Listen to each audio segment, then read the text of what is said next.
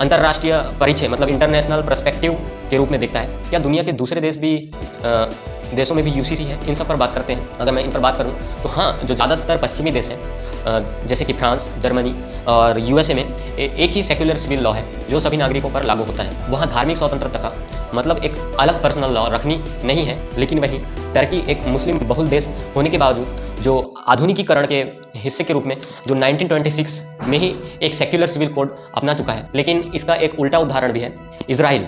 वहाँ यहूदियों और जो मुसलमान और ईसाइयों के लिए शादी और तलाक जैसे मामलों के लिए अलग अलग धार्मिक अदालतें हैं। यह दिखाता है कि कानूनी बहुलवाद, लीगल प्लूरिज्म है, भी एक मॉडल हो सकता है। तो इन सब बात पर विचार करके हम कहाँ खड़े हैं?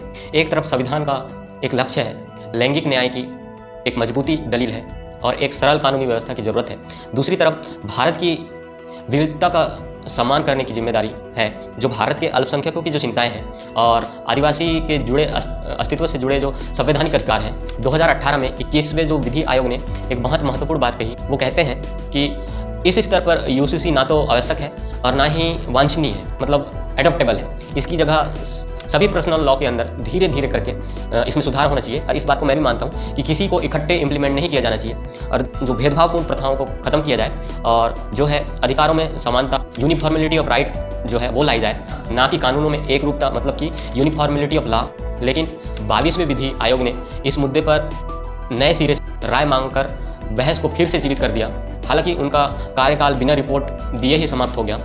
यूनिफॉर्मिलिटी सिविल कोड का सवाल आसान नहीं है और इसका जवाब हाँ या नहीं में नहीं दिया जा सकता। यह हमें कुछ बुनियादी सवाल पूछने पर मजबूर करता है कि क्या हम कानूनों की एक रूपता चाहते हैं या अधिकारों की एक रूपता चाहते हैं? क्या एक कोड भारत जैसी विशाल विविधता को समेट सकता है? और क्या इस बहस का इस्तेमाल समाज को जोड़ने के लिए हो रहा है या फिर इसे बांटने के लिए हो रहा है? सरकार को इन सवालों का जवाब देना होगा।